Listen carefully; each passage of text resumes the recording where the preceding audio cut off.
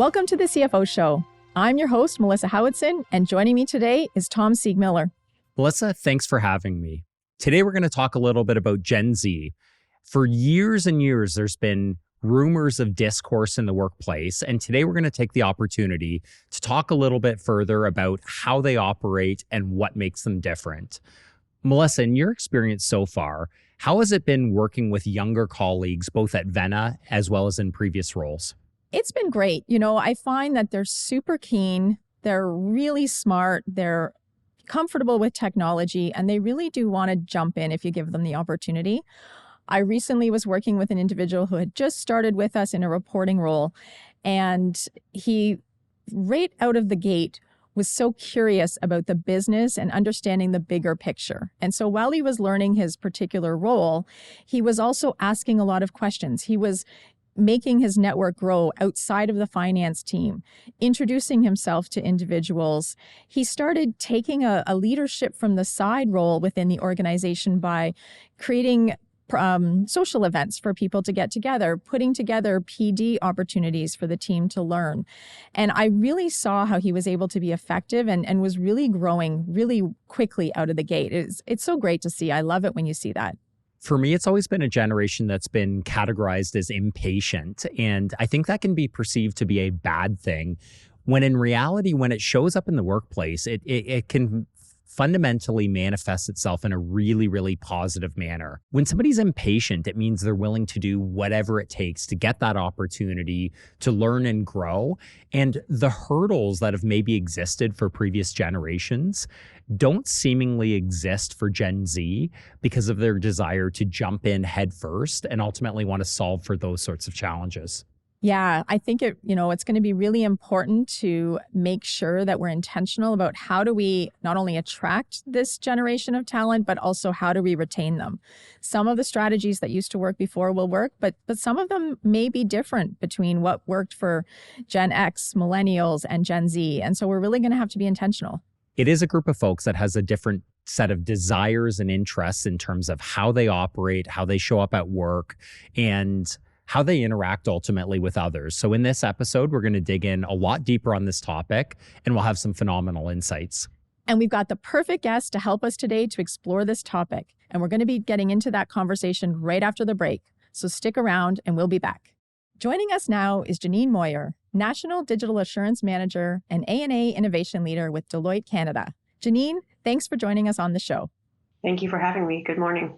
Janine, maybe you can kick off by telling us a little bit about your role at Deloitte, what it entails, what the people structure looks like, and maybe how it's different from what we might see elsewhere. I don't know if you guys remember being at the firm, but you tend to wear many hats and do many things. But the key focus of my role right now is leading the digital assurance practice, which is non-software packaged type things for accounting. So within the financial reporting cycle, how can we digitize it? How can we make it better? What kind of technology can we leverage? If you have an algorithm, how can we audit it? And then on the innovation side, figuring out how to bring new technologies into our service offerings, both from a delivery perspective and just understanding what's happening in the market so that we're able to serve our clients with everything that's coming and how is that going to affect audit and assurance. Sounds like a really cool role. How do you land in a seat like that? I don't know. I was reading something the other day about are people really lucky or not? And the actual research says that no, they're not. There's no such thing as being lucky. What they actually found is that people who are, quote, lucky take the opportunities when they see them, and people who aren't lucky maybe don't believe it was an opportunity. So I think it's a lot of putting your hand up and just believing that you can get something done and keep pushing. So we have something at Deloitte called business chemistry, and I'm a pioneer and a driver. So driving, I push to get things done. And a pioneer is someone who really likes the new stuff, doesn't like doing the same things all the time. And, maybe someone who's fairly imaginative. So those things line up quite well with my skill sets. And therefore that's why I'm in the roles that I'm in. It's so true. They say you make your own luck, and it sounds like you have. Things certainly have changed at the firm from when I was there. It sounds like a lot more technology, a lot more innovation. So really exciting to hear. And along lines with that, how does Gen Z play into your day-to-day role? there's very much still the apprenticeship model where we're having younger people coming in at the beginning of their careers and we are stewarding them through learning things. So everything I do has Gen Z involved. And what kinds of skill sets would you be hiring for your team? So it depends, but I still think you need that really traditional, strong audit background. You need control skill sets. But I think it's also more of just a desire to do something different and be at the forefront of what's happening from a technology perspective and understanding, well, this is how it's going to affect accounting. This is how it's going to affect our CFO clients. This is how it's going to affect controllers. So I do think it's a little bit of a shift in mindset, but and also probably people who are okay with change, which I think Gen Z's seen a lot of. How about you, Melissa? How are you finding Gen Z's affecting your day to day? I love hiring Gen Z talent. I find that they're super capable, really curious, often just jump in really quickly and hit the ground running.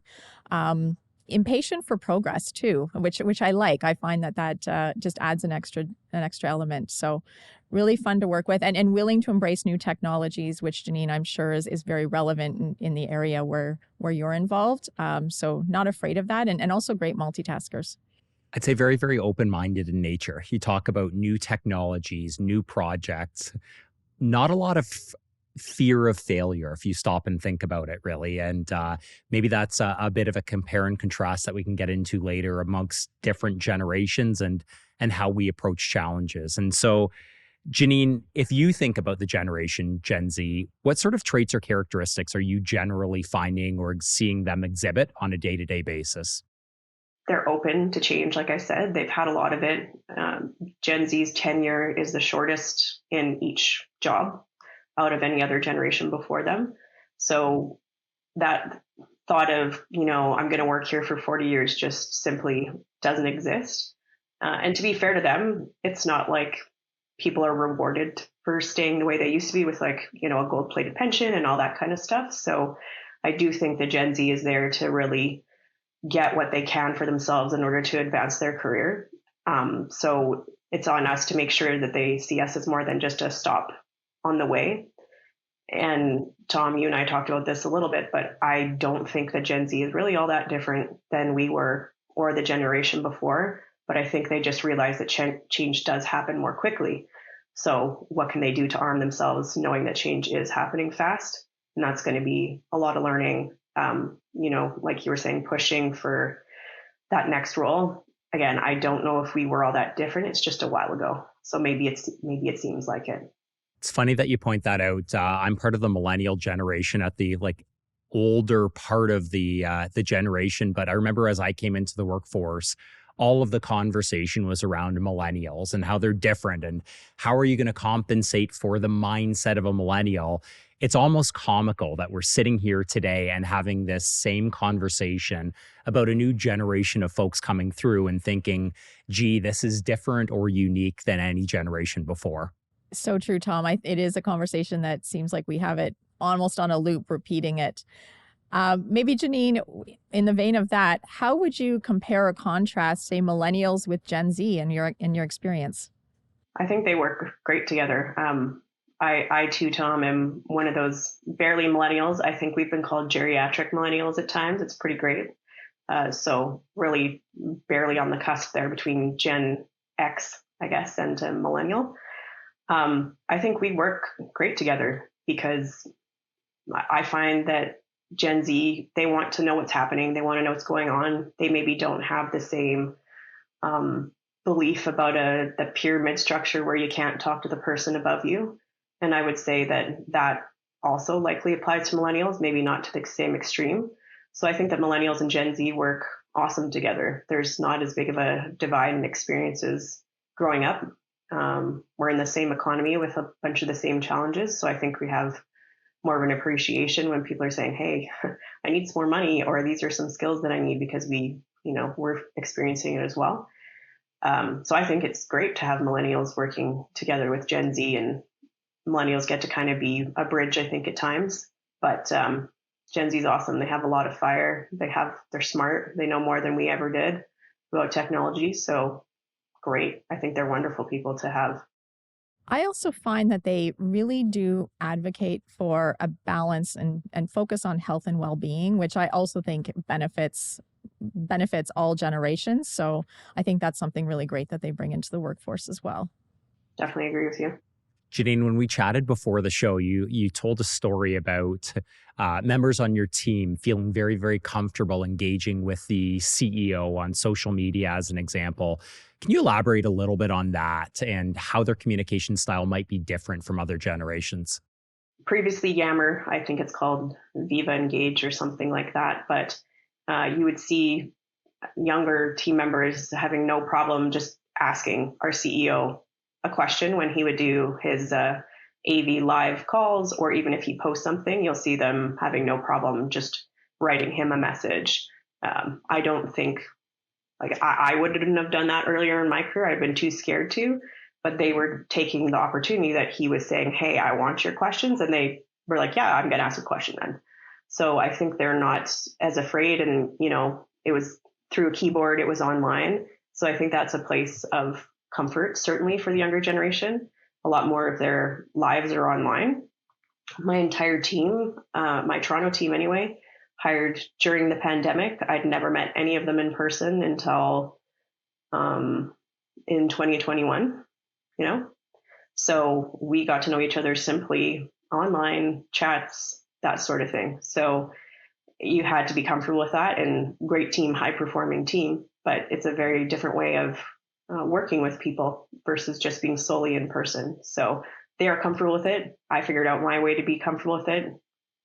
And I think, again, it's just pivoting and shifting your style a bit to meet the needs of your team. But that's okay. They can be phenomenal if you just meet them in a way that they're comfortable. Melissa, would you have been comfortable in a public forum reaching out to the CEO and posing a question as you were coming up through the ranks? No way, not at all. But I think, as Janine mentioned, that's definitely a difference. I also think that online, you are seeing now where we do a lot more of our town halls or meetings online, and that instant messaging and the ability to just communicate that way, I definitely think has opened up the willingness of folks to ask those questions. And it's interesting to watch because it puts you on the spot in the moment a lot more quickly to handle things. But I think that's great. It opens up communication and opens up transparency in the org. It's interesting because it almost gives us all the right to communicate differently. And so when you talked about some of the benefits of the work-life balance previously and them really establishing those boundaries, and we can all get some good out of that, it's also an opportunity for us to learn how to communicate differently. It almost gives older generations the right to communicate in a manner or with an approach that they wouldn't have felt comfortable with previously. Absolutely. Janine, what do you think ultimately motivates Gen Z at this point? Is there anything that's different than any other generation previously?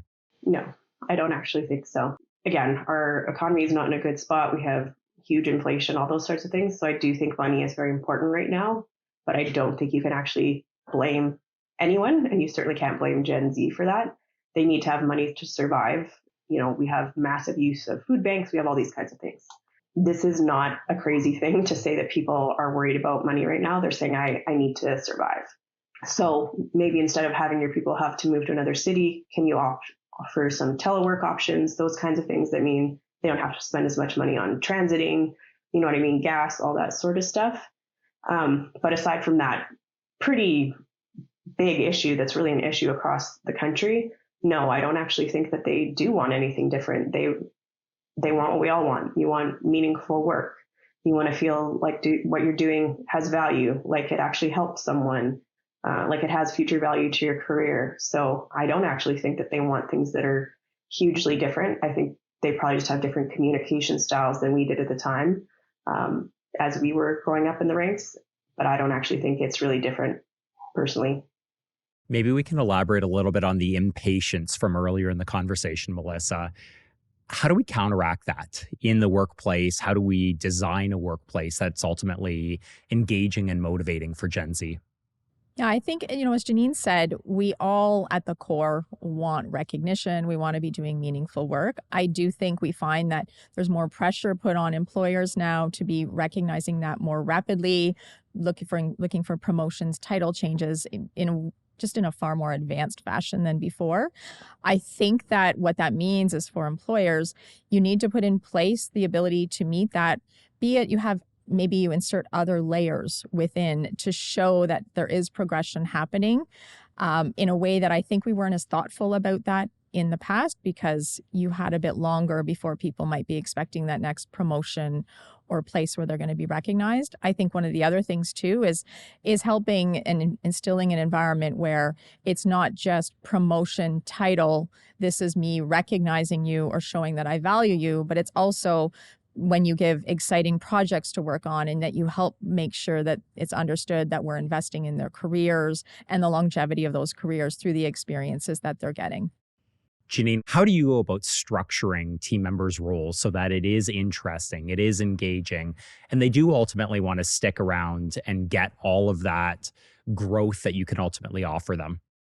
I'll talk about a little bit at the firm and then, in my working in industry life, which is about half my career as well. At the firm, we have defined rotation programs that people can apply for. Again, it's not going to be everybody who gets it, but not everybody does want it. So rotation programs within audit and assurance. So the assurance side of the house, we'd more do non-attest work and getting people ready for audit, that sort of thing. So taking maybe what you learned in audit, depending if you started in audit or assurance, and rotating through, there's that opportunity for people.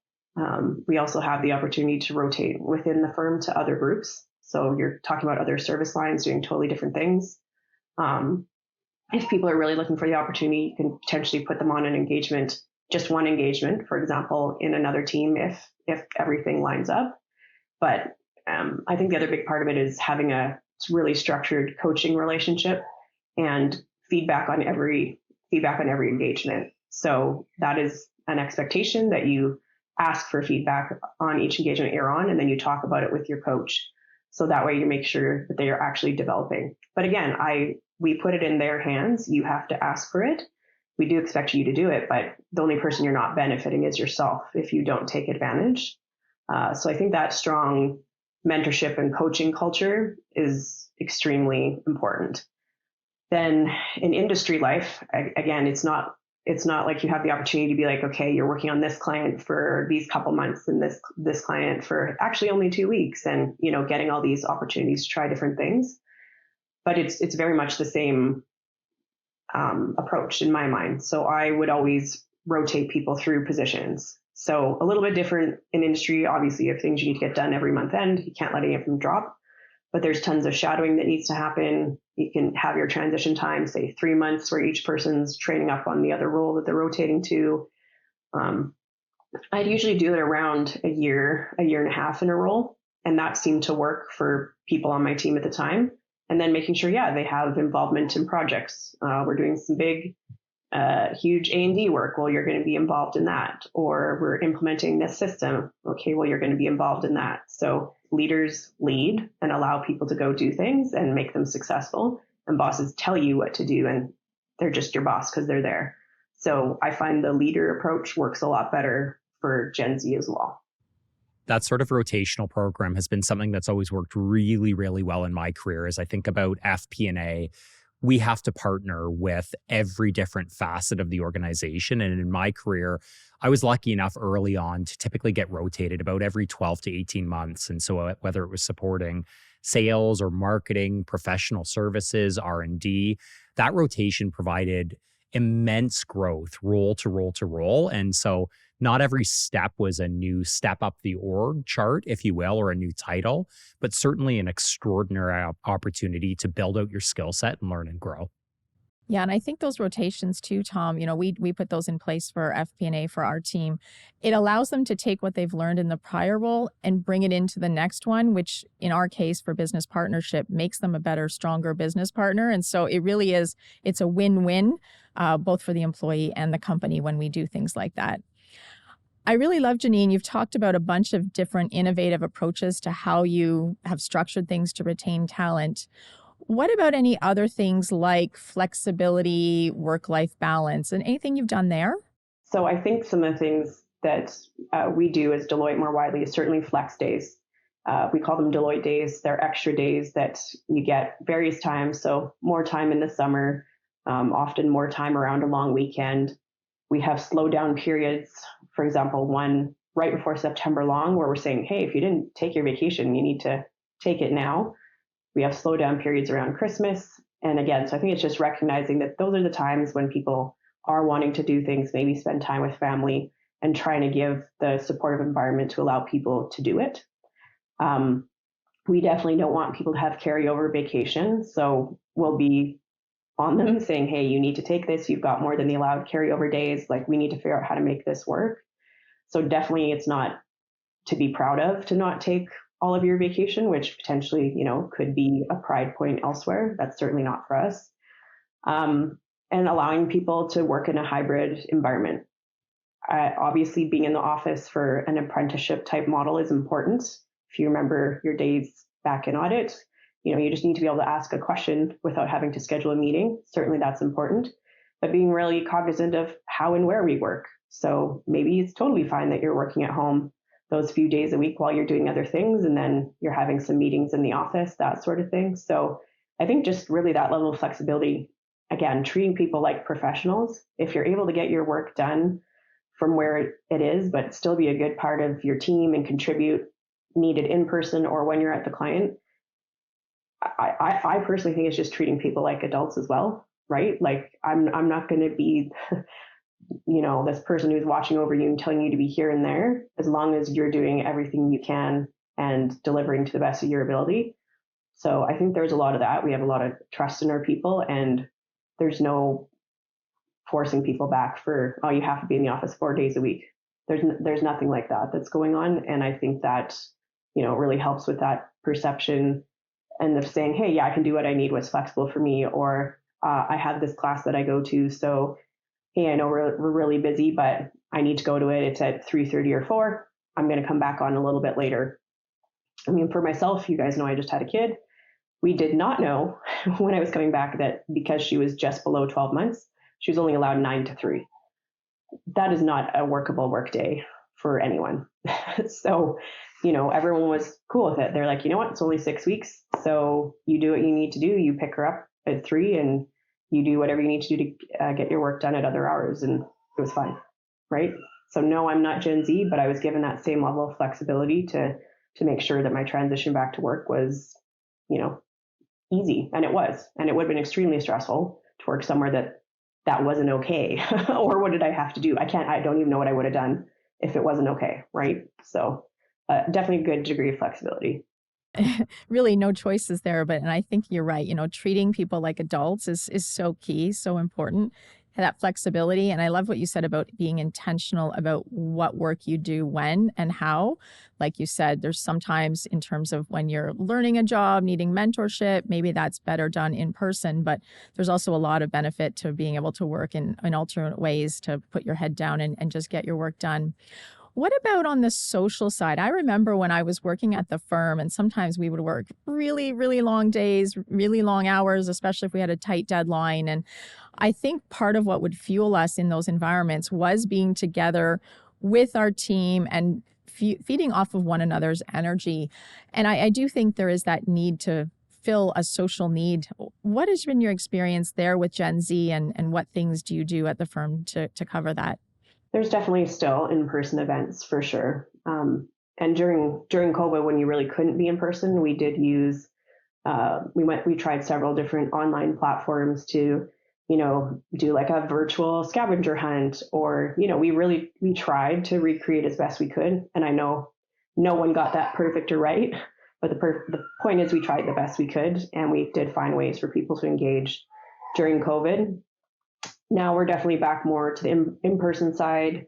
Even small things like, hey, coffee and donuts this day, letting people know so that way they can schedule their time, because not everyone's on the same engagement. Not everyone has the same days they need to be in the office. But saying, hey, this day is going to be pizza day, or this day is going to be this day, so that people can, plan their time to be in. And some of the feedback from our more junior staff was too, hey, well, if I don't know when anyone's going to be in the office, why would I go? So we actually have a new, I guess maybe app is the right thing to call it, that says you say what days you're going to be in because you book your seat.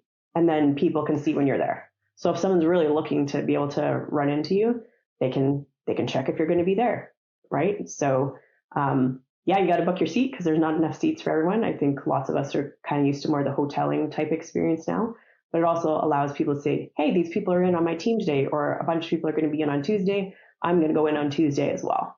So again, different ways of knowing that you can connect, I think are really important. That idea of being thoughtful, intentional really, really resonates. I know for me, I very much enjoy working remote, being able to focus, be heads down, not be distracted on a day-to-day basis. But every time I come to the office, every time we get together with our team, I find myself energized and ready to go again. It's you're ready to tackle that next challenge or tackle the world together. It certainly does infuse a feeling of camaraderie. And so planning those days as your team very intentionally, not thinking that these social collisions will occur. If you don't plan them, probably a little bit short-sighted and a great takeaway.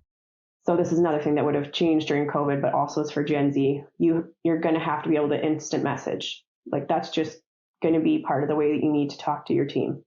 So, we used to have Skype. Now we're just solely on Teams, but that's another way that you have to be able to connect. I put in some office hours again during COVID and having a team across Canada so that people can just drop in. So that's my actual time I was available. It's in everyone's calendar, office hours. And if we didn't get to talk about whatever we wanted to talk about elsewhere, then that was another time. Sometimes it's about work, sometimes it wasn't. But again, those are thoughtful things that you can do, and you could do that in person, you could do that virtually. I also personally have a once a week meeting with the wider team just to make sure we're all talking. Hopefully it's somewhat work related, but again, if it's not, I'm not fussed about it. The idea is so that everyone knows that they have a home and a place to be a part of, and kind of gets everyone set up for the week because it's always Monday. I chose that day intentionally. So as a fellow geriatric millennial, if you think about that instant messaging, it's probably a change in speed or course in terms of how we communicated differently. I know for me, the desire for an instant response created a little bit of culture shock as I started working with Gen Z in the first place. How have you sort of adapted or changed as time went on to that approach? I just tell them the honest truth. They know that I'm quite often on calls. I either have clients or I'm, talking to someone else on the team across the country. So I just say, message me and I will get to it as soon as I can. So I don't let people depend on whether I'm red on a call, yellow or green. I just say, send me the note and I will get to it, or, send me an email as well if you need to. And, usually I respond quickly enough. It's no different than someone dropping by your office and they see you're on the phone and then you notice they were there and you need to get back to them. So I instead try not to think of it as invasive versus it's just the way someone was telling me, hey, I need to chat with you. And everyone else is in the same boat as me, right? They're going to be on a call next when I'm trying to reach out to them. So sometimes you're just having a chat on the side, and that's actually the best way to deal with it so that you don't have to schedule a whole meeting, or your meeting ends early and you say, hey, like my meeting ended early. Do you have 5 minutes to chat now? So that is kind of your way of recreating that in person, someone just popping by your office. You just have to be flexible. We're not going to change it. This is the way the world is. So I instead try not to be too stressed about what it is and just be like, yeah, this is how we're going to talk and just let it be. I really like how you talked about, communicating how you're going to work and setting the expectations on the other side, because I do think that's critical. I was at a session last week where they were talking about the science behind productivity, and one of the things they talked about was the context switching. We potentially could lose up to 2 hours a day if we're constantly context switching, and that really hit me that we do have an instant access type of culture now in general. And yet you do need to be somewhat intentional with how you're working. And, they were suggesting setting aside those times to respond to the Slacks or the emails, doing it regularly enough in the day that you're meeting expectations. But I do think, helping people understand the why and how you're planning to work is really an important thing to do. And you are right about that, 100%. All the science says that we need time to focus. like you're saying, Tom, you like to put your head down, you like to not always be in the office to do that. You can manage that if you're virtual by putting it on Do Not Disturb. And you know what? You can put a status. I'm doing X, whatever, I'll be available again at Y. Great. Everyone sees that. So I do think, again, there's ways that we can communicate with people, and it's totally reasonable. You're still getting your job done. And why aren't we having expectation meetings? I have expectation meetings. We have project kickoffs. We have all kinds of meetings like that. So why wouldn't we have meetings like that? When I was in industry, I had a meeting a month, with each of my supervisors or managers to be like, okay, hey, how are things going? And, the expectation is also that they come prepared, and then we talk about anything that needs to change. You just need to have the conversation again, because otherwise people just assume, right? Everyone's assuming. I'm assuming one thing, you're assuming another. So we may as well talk about it so that there's just no room or limited room for miscommunication. How about that? We're on this really amazing theme of transparency right now. And so, Melissa, I'm going to ask you, has Gen Z demanded a degree of transparency that previous generations didn't? We talk a little bit about patient, impatient. Doesn't really matter. It doesn't have to be a good or a bad thing, more factual in nature. Have they driven more transparency in the workplace as a result of the way they operate and the way the rest of the world needs to adapt and change to thrive with them? Absolutely. And I would say that's been a gradual change. I wouldn't say it's just Gen Z. I think as time has gone on, probably, millennials were demanding a bit more of that. And I think it just continues to go on. And so, which I think is also good, because then it's forcing companies to share insights, help connect the dots with the purpose of what it is you're doing, the why behind what it is that you're doing. And so I do think it helps drive better business outcomes, but no question, increasing demands on transparency and also increasing demands on them wanting to understand where their employers stand on certain issues. When new topics come up, there's a current event, they're looking for their leaders to help understand, okay, what's the company's position on that? And that's also something that was not in existence, in prior generations. It almost forces us all to be a lot more thoughtful in our approach to things. When you have to answer to the masses, you adapt accordingly, you get ready, you're more thoughtful behind closed doors. You find there's a lot more syncing going on amongst management teams, really some positives that can ultimately come out of it. Absolutely. Janine, how can companies provide skill development? So if team members are Gen Z, they're very, very early on. I find they often have a lot of the technical skills that it takes for them to navigate their careers well, something that they can often teach us and impart upon us. Where are there gaps that you typically see in their skill sets that you can help them to work on and ultimately develop into being really, really effective professionals? I definitely don't think this is just a Gen Z thing. I think this is anyone who is earlier on in their career, and it's often going to be more on the soft skill side. And throughout history, the mistake has been repeated of promoting people who are technically competent but are terrible at people management, right? And everyone leaves because no one likes to work for a bad people manager. So who would have thought that you'd have to have this as a skill set when you were doing your CA? I didn't either.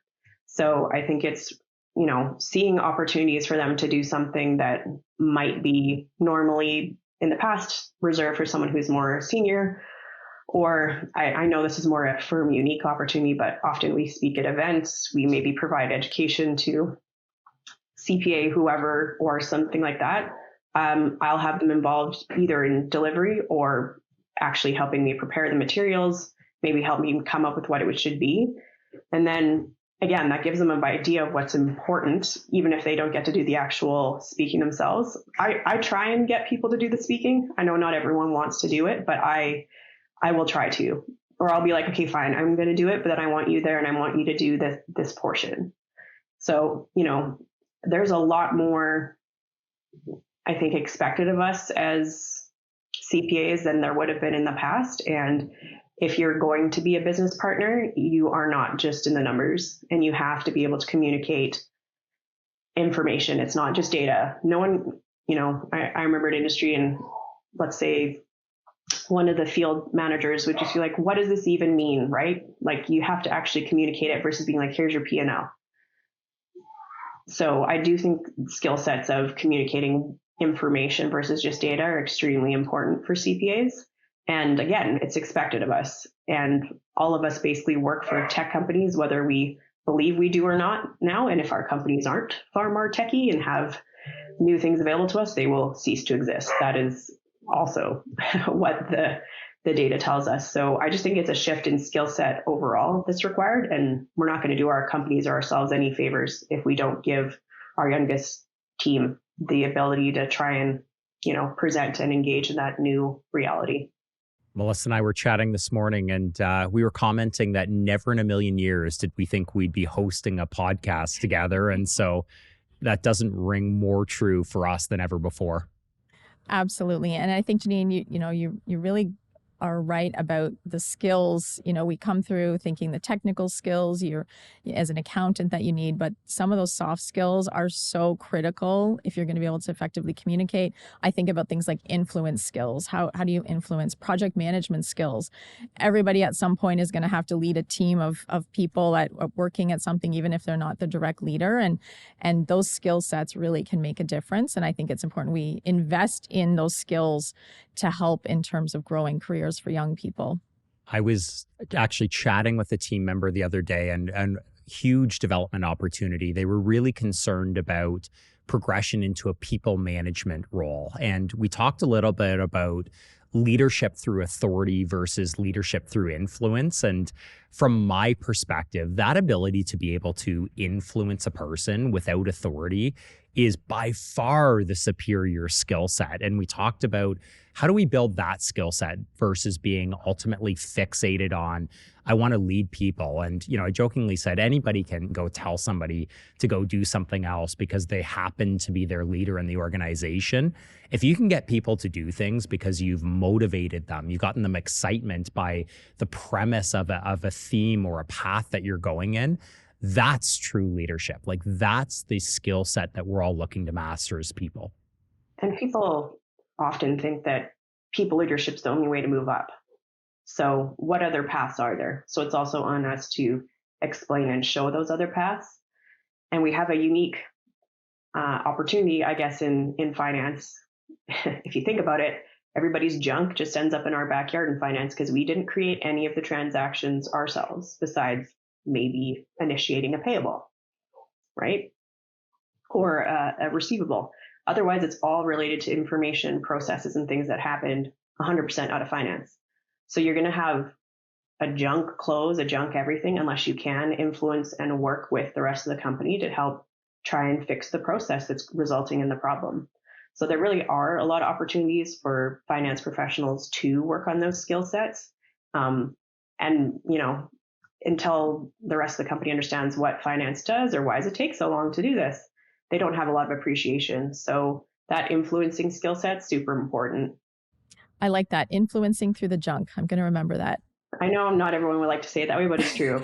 We end up with the results of what everybody else's process was in the rest of the company in finance. So Janine, so much great advice you've given us today. If you had to pick just 2 items that you'd want the audience to remember today, what would they be? Probably I would say something around this, wanting to people manage piece. So the best advice I ever got given on that was first, write down the 10 best qualities of the best leader you ever had and give examples. Write those all down. And then write down the 10 worst of the worst boss you've ever had and examples. And then think about it for a day, sit on those, make sure that's true. And then rate yourself the next day and be honest, because you have to give examples of how you are doing that or not. And that'll really change how you show up, because you'll realize, maybe I wasn't doing that as much as I thought I was, or I don't have as good of an example of that, so maybe I'm not doing that. That's one way you can become a much better leader, is definitely that self-reflection. And the only other thing I'd say is just go for it. Honestly, that's it. Just go for it. What do you got to lose? Great advice. So Janine, thank you so much for joining us for this discussion. Now, whenever we have guests on the show, we do have 2 rapid fire questions that we like to ask them. Are you ready? Yep. What is the best piece of leadership or business advice that you've received in your career? That best advice is just really follow your heart. And if you don't like what you're doing, you really have to ask yourself why. And you can only change yourself or change the situation. So decide which one of those it's going to be and make some moves accordingly. And what is something that you do in your personal life that helps you to show up as your best self in your professional life? Definitely just working out, keeping myself active. I walk a lot every day, and sometimes I even tell people, hey, this is going to be a walking meeting. I know my team knows, but I have a long-term back injury. So I'm like, this meeting is going to be a walking meeting. I can't look at anything on screen. So I will tell people when that needs to be the case. And it's just, managing my physical reality with needing to work and what everyone else needs. And just, both of us accepting that and getting through the day. So again, accepting your reality, but making sure that you're taking care of yourself physically is really the only way to show up well at work, in my opinion. Such valuable advice. Thank you so much, Janine, for sharing that with us today. And thanks to my co-host, Tom, for joining me on today's episode.